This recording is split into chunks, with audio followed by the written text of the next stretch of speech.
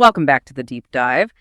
This is the show where we take, really complex source material and we try to deliver the critical insights, the surprising facts, and maybe most importantly, the actionable knowledge you can use. And today we are doing something a little different. We're not just diving into an industry or a new technology. We are trying to get into the internal operating system of one of the 21st century's most impactful minds, Bill Gates. Okay, so let's unpack this a little. The whole premise we're working with today, and it's drawn from a really fascinating collection of research and analysis on his methods, is, I think, profoundly liberating. All this research suggests that the difference between your ability to tackle some massive challenge, launching a company, solving a global crisis, and Bill Gates' ability is not a genetic advantage. It's not that he has a better memory or more raw processing speed in his brain. Right. And the sources are really clear on this. If you could, compare the neural architecture side by side, the core hardware is basically the same. The huge, just disproportionate output, it all comes down to strategy. It's the software. It's a learned, structured software that he uses to organize all that complexity. That distinction is it's paramount, isn't it? It is. I mean, for too long, we attribute this kind of high achievement to some innate, unteachable thing we just call genius. But what these analyses show is that Gates has systematically, almost like an engineer, engineered his own thinking process. And that's what we're here to do. Exactly. We are here to extract the practical script. We want to give you, the listener, that essential software update that can really transform how you approach problems. The goal is to move you beyond that feeling of being overwhelmed by just chaos and information, get you toward immediate, structured problem solving. Absolutely. Our mission is crystal clear: to move from seeing a mess to recognizing a clear, functional system. So let's start with the very first step Gates takes when he's confronted with any challenge, big or small. It's all about the foundation, right? How he organizes complexity from the get-go. Right. It all starts there. The foundational mental model is, for him, it's non-negotiable. It's structure. It is the absolute first layer of his thinking process. When he's faced with a problem, let's take something huge like global poverty or climate change mitigation. The typical human brain just registers this overwhelming, disorganized mess. Total chaos. But internal command for Bill Gates, it's a ruthless and immediate directive. And what is it, that command? The core internal command is, what is the underlying structure? He doesn't allow himself to engage with the symptoms first or the emotional noise around it. He just bypasses the panic and forces himself to see the interconnected components. And that contrast right there, that changes the entire game. Because if you see a mess, you're just reacting. You're overwhelmed. You're paralyzed by having too many options. You start, treating random symptoms. Exactly, playing whack-a-mole. Right. But if you see a system, you are immediately operating like an engineer. You're looking for points of failure, for predictable outcomes. But how do you do that? How do you force that structural vision when the real world feels so messy? Well, it's a methodical process. It's almost like a scientific diagnostic. It starts with systematically carving the world up into logical chunks. The sources highlight 4 fundamental components he immediately looks for in any given challenge. The first is the causes. What underlying factors actually initiated this problem in the first place? Okay, so where did it start? Exactly. Then second, the effects. What observable results are we seeing right now? What's the output of the problem? The symptoms, basically. The symptoms, yes. Third, and this is crucial, the dependencies. Which components of this system rely on other components to function? If you pull this lever, what else moves? Okay. The connections. The connections. And then finally, the unspoken, really critical foundation, the assumptions. What do we all believe to be true about this system that might actually be false? Oh, that's the one. That identification of assumptions, that's where most people fail, isn't it? I think so, yeah. We all operate on these unspoken rules about how the market behaves or what motivates people, or what technology can do. And if those assumptions are flawed, the entire structure you build on top of them is it's worthless. It's built on sand. Precisely. And this is why the practice of diagramming is so vital to his process. The sources also note that he'll just sit, quietly sketching flowcharts, physically mapping out the network of connections on a whiteboard or a piece of paper. Because if you can't see it, if you can't visually represent how A influences B, which in turn depends on C, you haven't really reduced the complexity yet. You are still just holding that mess in your head. I can actually visualize that process. Taking something like a humanitarian crisis or a complex software bug and just reducing it down to a simple interconnected diagram on a page. instantly removes the intimidation factor. It does. It stops being this vague, terrifying problem, and it becomes a defined, solvable engineering challenge. Exactly right. And this structural thinking, it feeds directly into his predictive analysis. He doesn't just map what is. He's always searching for what he calls inevitability. Okay, let's drill down on that. Inevitability sounds almost fated or deterministic. What does that look like in a business or a scientific context? It's less like fate and more like, say, the laws of physics or mathematics. When Gates asks what would make this inevitable, he's seeking system forces that are so powerful that the outcome is almost guaranteed, regardless of any minor inputs. Can you give an example? Sure. In technology, a classic one is how he identified the inevitable consequence of the exponentially decreasing costs of storage and processing power. Moore's law, that wasn't just a guess. It was a fundamental structural force. And if that trend is inevitable, then certain outcomes, like the rise of personal computing, the need for software ecosystems to manage it all, they become inevitable consequences. So he's not trying to push a boulder up a hill. He's looking for the river and just trying to ride the current. He's identifying the structural trend that guarantees a certain direction. That must save an immense amount of time and resources. It does. It focuses everything. And for you listening, the sources offer a really powerful first exercise using the structural command. Take any complex project you're facing right now, big or small. Force yourself to break it down. Identify all the necessary inputs. That's resources, data, people. Okay. But then map the processes, the actual actions that will convert those inputs into something else. After that, define the desired outputs. What are the tangible, measurable results you need? Inputs, processes, outputs. Got it. And then the final piece, map the feedback loops. How do those outputs circle back to adjust or inform the inputs for the next cycle? How does the system learn? That is actionable immediately. And I guess if I can't clearly define those 4 things for my own project, I know I'm still dealing with the mess, not the system. It's still the fog. But we know that even the most complex individual system, it rarely exists in a vacuum. It interacts with other systems, which I think leads us to his next level of thinking. Right. This is where it gets more dynamic. We're moving from that simple structure to what the sources call multiplayer mode. So Gates doesn't look at, say, education reform in isolation. He sees it as intrinsically tied to economic systems, public health systems, technology adoption systems.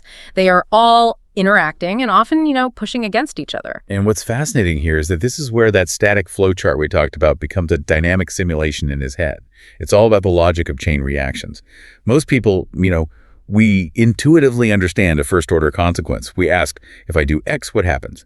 Gates is modeling the second, third, and fourth-order ripples. He's playing chess while everyone else is playing checkers. In a way, yeah. He is relentlessly asking, if I change X, what happens to Y? But then, crucially, he keeps going. If Y changes, what happens to Z? For instance, if you successfully introduce clean water infrastructure, that's X, you get a reduction in disease. That's Y. Right, that's the obvious win. That's the first-order win. But the third-order consequence, Z, might be population growth because of reduced child mortality. Yeah. And that then strains the local resource system, which creates a whole new problem, a new X. And he builds his strategy around that tertiary ripple effect, not just the initial win. Yes, that's the difference between being a good manager and a visionary. A manager solves for X. A visionary anticipates Z and builds a strategy to handle the new problem that Z creates. But that level of complexity, it must require some extremely sharp diagnostic tools. To find where you should even apply your limited resources. Absolutely. And within that complex web of systems, there are always 2 critical, often non-obvious points that determine the outcome. These are the diagnostic tools Gates applies to every single complex challenge: the bottleneck and the leverage point. Okay, let's define those rigorously. The bottleneck is the constraint.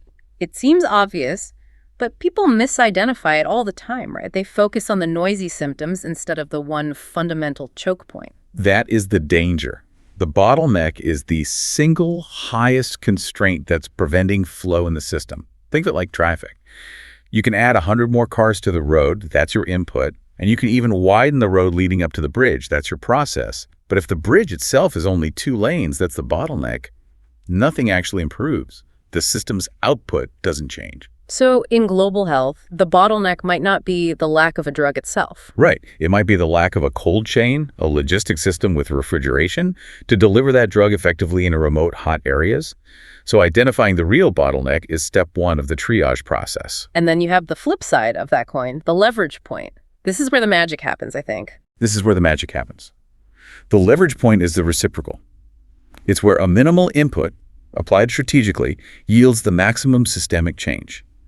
It's that one single place in the system's structure or in its rules where a small adjustment causes a disproportionate massive result. So an example might be, instead of funding 1,000 individual schools, A leverage point might be investing in creating one single open source digital curriculum and then making it available globally for free.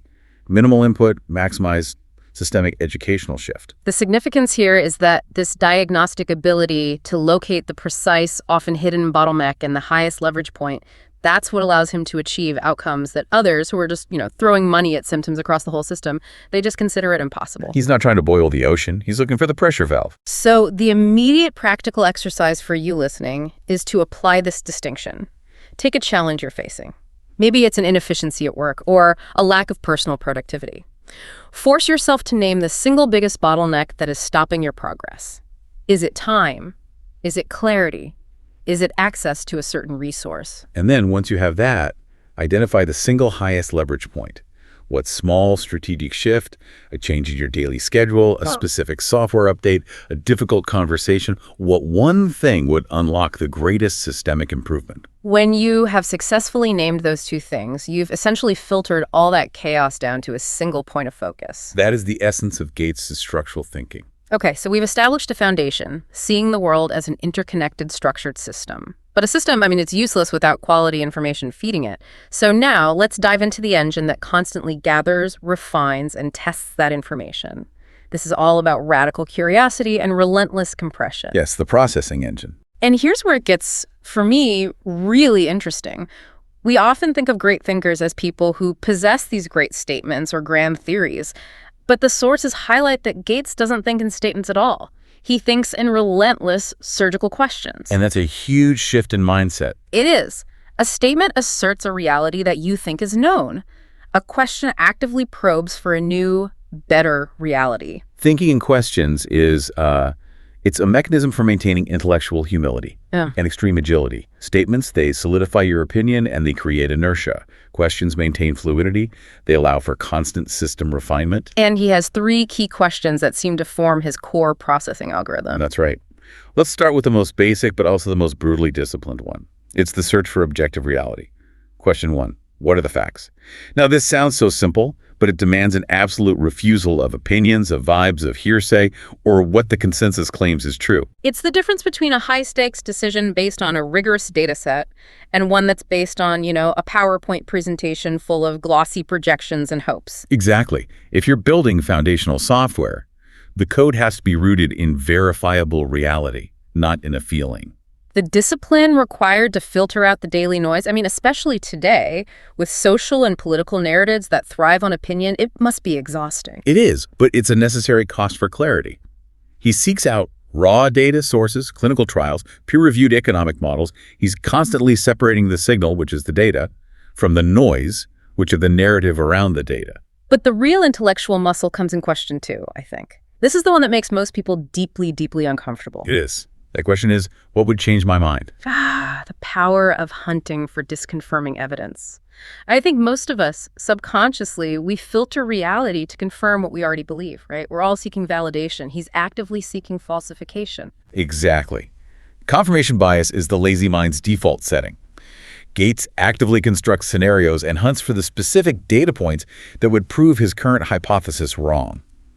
And the sources explain this fascinating insight. Gates genuinely loves being wrong. Which is so counterintuitive. Why? Because being wrong means he just discovered a structural dependency or an input that he had previously missed. If he confirms what he initially thought, he's static. He hasn't learned anything new about the system. But if he's proven wrong... If he is proven wrong, he has made a mandatory system correction and he immediately becomes smarter. His model of the world gets more accurate. That reframes the whole concept of failure. It's not an error to be covered up or ashamed of. It's essential input for optimization. He views his current belief system as just, the best operational software version to date. He's always looking for the patch, the V2.0. And that leads directly into question 3, which is the discipline of clarity. What is the simplest version of this? Right. If a concept cannot be simplified, he makes a critical assumption. He assumes he hasn't truly understood its structure yet. So complexity is just the fog of incomplete knowledge. That's the core belief. If an expert presents him a solution that requires convoluted jargon and these complex, winding explanations, Gates will force them to distill it down and down and down. And this isn't just about making it understandable for him. It's a test of the fundamental robustness of the underlying idea itself. If the core mechanism is sound, it should be expressible in its simplest terms. That brings us to a crucial reflection exercise for anyone listening. The next time you are really stuck on a problem, just stop and ask yourself, what am I missing that Bill wouldn't miss? And then actually write down maybe 3 things you suspect might be the disconfirming evidence you're avoiding, the overlooked fact, or the simplifying principle you haven't found yet. That structured self-inquiry immediately applies the question engine. It forces you to take the outside view. Okay, now, let's connect this relentless questioning to his famous learning habits. We all know the story about him reading a book a week, but the sources are very clear. It's not the volume of consumption that matters, it's the density of the processing. Yes. He's not just reading for pleasure or for facts, he's reading to build models. Precisely. Just absorbing raw information, it doesn't create structured knowledge. The Gates learning loop is a really rigorous 4-stage process that turns consumption into actual competence. What are the 4 stages? Stage 1 is learn. That's consuming the raw knowledge, usually from books or deep dive interviews. This is what feeds the engine. Stage 2 is apply. He actively tests the concept against reality.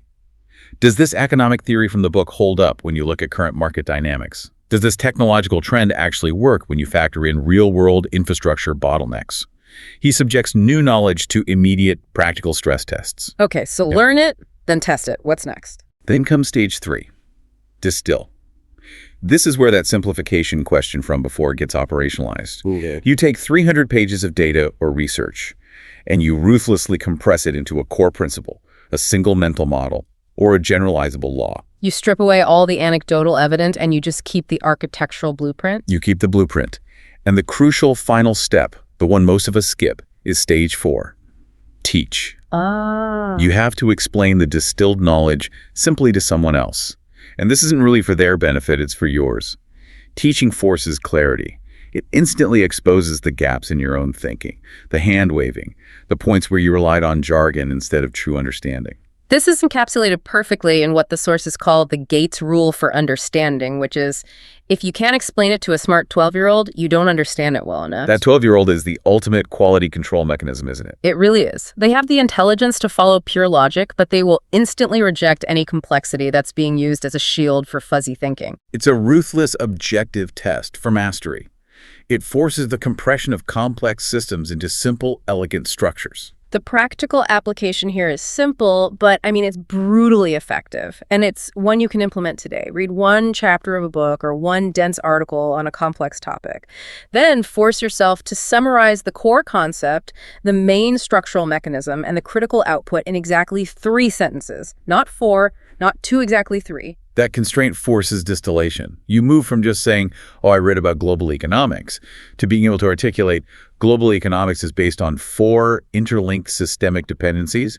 The current bottleneck is trade policy, and the highest leverage point is currency exchange rate stability. That is knowledge ownership. That's ownership. So we've built the structure and we fueled the engine. Now we can move into the more advanced strategies, how Gates navigates uncertainty, how he projects his thinking into the future, and how he maintains this disciplined calm under what must be extreme pressure. Right, the higher level function. The sources reveal that Gates doesn't just try to, guess the future, which is prone to error and all our personal biases. Instead, he runs the future like a simulation. A simulation? Yeah. He treats it not as some mystery that requires mystic insight, but as predictable mathematics, the inevitable result of existing trends compounding over time. This thinking in time requires forcing existing trends to play out logically, often to their absolute breaking point. It involves a systematic set of simulation questions he applies to any major trend, whether it's the rate of tech adoption, climate change, or demographic shifts. What are those questions? He asks, if this trend continued at its current velocity, what happens next year? But more importantly, what about in 10 years? And then most critically, as a kind of stress test for the system, what breaks first? What breaks first? That's brilliant. So if everyone suddenly adopts electric vehicles, the simulation doesn't just celebrate that. It immediately asks, what breaks? Is it the power grid? Is it the raw material supply chain for batteries? Exactly. He uses that stress test to find the hidden vulnerabilities that everyone else overlooks while they're only focusing on the success trajectory. It allows him to anticipate those second and third order systemic failures. He's looking for the inevitable collision point between an accelerating trend, like AI adoption, and an inelastic constraint, like the speed of human regulatory and educational systems. And that collision point is where the highest risk and the biggest opportunity are always found. This fast-forward logic is incredibly powerful when you apply it to the personal sphere, too. The sources note that this level of simulation is so rarely applied to one's own life, but it's arguably where it provides the greatest possible leverage. Absolutely. Thinking like Gates involves treating your own life as a system that you are constantly inputting data into. You have to ask, if I keep working with this level of effort, focusing on these particular skills, and spending my time in this specific manner, what does my career, my knowledge base, and my personal life look like, inevitably, in 5 years? And the insight, which is almost tragic when you think about it, is that most people never run that simulation. Never. We live reacting to symptoms. The immediate deadline, the urgent email, never fast-forwarding our current inputs into their inevitable long-term outputs. We just let the momentum of daily habits determine our ultimate trajectory instead of intentionally designing it. It's profound, isn't it? Mm-hmm. It turns something like procrastination from a minor character flaw into a catastrophic 10-year system failure in the simulation. It really does. So the practical application here is one you have to adopt immediately. Pick a current habit. A good one like continuous learning, or a negative one like excessive consumption. Now imagine the full, compounded 10-year consequence of that habit continuing uninterrupted. When you view a daily 30-minute choice through the lens of a 10-year systemic consequence, a 10-year gain in knowledge, or a 10-year loss of health or opportunity, the decision-making calculus changes instantly. You're treating time as the non-renewable resource it actually is. And you start acting accordingly. Okay, so moving from that abstract simulation of the future to the immediate moment of decision. Observers who interact with Gates, they often note something they call an unnerving pause. Yes. When he's asked a complex question, he doesn't immediately rush to answer. He doesn't guess. And crucially, he doesn't seem to react emotionally to the content of the question itself. In a fast-paced environment like a boardroom or a high-stakes interview, that pause can feel agonizingly long to the other people in the room. The natural assumption is, oh, he's hesitating or maybe struggling for the answer. That's not what's happening. No. The analysis reveals he isn't hesitating. He's computing. He is forcing his brain to execute the structural command we talked about. He's referencing the mental models he's built, running tiny simulations, and checking for disconfirming evidence, all before the first word is even uttered. So this disciplined calm ensures that his output, his answer, is generated by his trained strategy, not by an impulse or social pressure to answer quickly. That's it. And this is a powerful, yet very simple technique we can all apply immediately to upgrade our presence and the quality of our responses. The sources provide a really clear 3-step script for immediate improvement when you're faced with any complex inquiry. Okay, what is it? It's a micro-intervention that restores your control. First, you pause for 3 seconds. Just a full 3 seconds. This disrupts the limbic system's impulse to react, and it creates necessary cognitive space. 3 seconds. It feels like an eternity when you do it. It is, but it's critical. Second, ask one clarifying question. This does 2 things. It buys you more time, but more importantly, it ensures you have defined the exact boundaries of the system you need to analyze. It satisfies that structural command. And then you answer. Third, then answer. So what does this all really mean in practice? The immediate benefit is twofold. First, you sound exponentially smarter because you're giving a thoughtful, structured response that has already navigated the bottlenecks and leverage points in your head. Right. And second, you maintain your calm. You are leveraging the power of slow thinking against the tyranny of urgency that surrounds you. You move from a reactive state, which is low value and very prone to error, to a computational state, which is high value and rooted in structural logic. That transition alone is arguably the single most important tactical shift that you can get from studying Gates' methods. I would agree. So we've mapped the system, we've analyzed the engine, and we run the simulations. Now we arrive at the most practical section of all, because all of this genius-level performance, it's not based on innate gifts. It's based on replicable, consistent habits. That's the empowering message we have to conclude with. You don't need $1 billion or a high IQ score. You just need consistency. He thinks this way. because he disciplined himself to think this way over decades. Chapter 7 of the source material systematically breaks down the 6 core habits that are required to install this operational software update. These are, in his world, non-negotiable for high-level systematic thinking. Okay, let's go through them. Habit 1. Read daily. This is the fuel for the engine. Yes. And the key here isn't just the act of reading, it's the quality of what you're reading. A minimum of 30 minutes, prioritizing deep nonfiction history, science, economics, structural analysis. This habit feeds the learning loop with the necessary raw knowledge and, crucially, it exposes you to foundational mental models that have already been created by other experts. You don't have to invent structural thinking from scratch. You just have to absorb the best existing blueprints. And habit 2 connects right back to that learning loop. Write summaries. Yes, this actively enforces the distill step. It is not enough to just highlight passages or make notes in the margin. You must force the compression. Try to explain a new book's central thesis in 50 words. That's hard. It is, but this habit ensures that information isn't just fleeting consumption. It becomes processed, integrated, and ready to be slotted into an existing mental model framework. It's the difference between temporary memory and permanent understanding. Okay, habit 3 is probably the most culturally difficult for a lot of people because it challenges the ego directly. Seek discomfort. This is the operationalization of that question, what would change my mind? Yeah. Gates strategically surrounds himself with smart people whose primary job is not to agree with him, but to challenge his most fundamental assumptions. So for the listener, this means actively seeking out the disconfirming viewpoint. It means reading the publication that actively opposes your stance or putting yourself in environments that force you to reevaluate your structural assumptions. Right. It could mean visiting a place with a completely different operating system than your own, or engaging with an expert whose specialization completely overlaps with yours, but who fundamentally disagrees with your conclusions. You're essentially paying a high cognitive price discomfort to get the highest quality input there is, system correction data. Precisely. If you are the smartest person in the room, you are in the wrong room.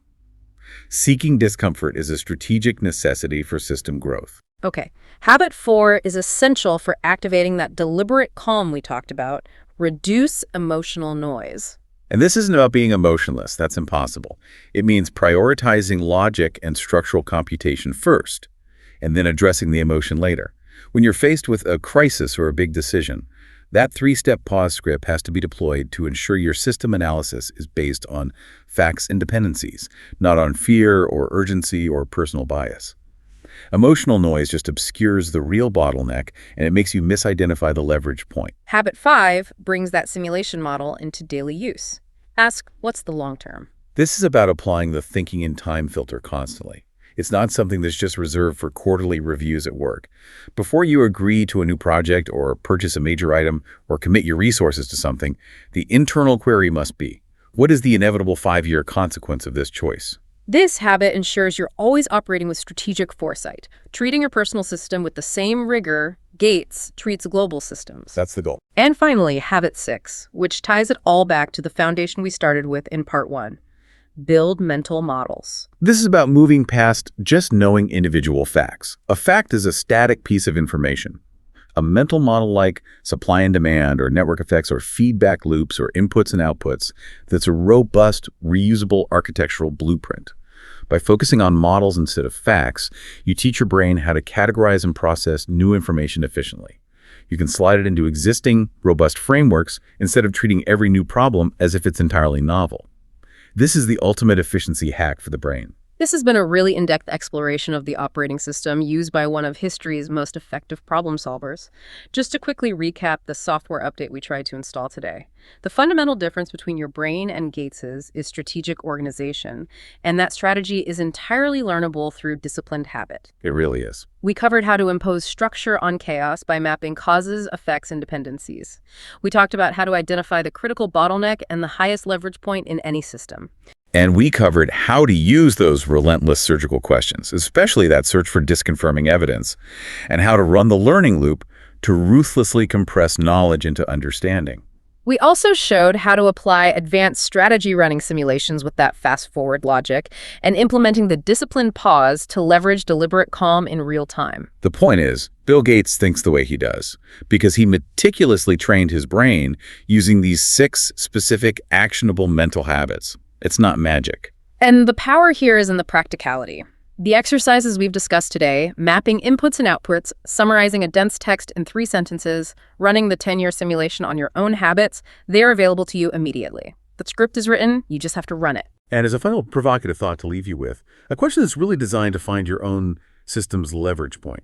If simplifying a concept proves your understanding and seeking discomfort improves your strategy, which of those 6 core habits, reading daily, writing summaries, seeking discomfort, reducing emotional noise, asking what's the long term, or building mental models, which one would be the most difficult for you to implement daily?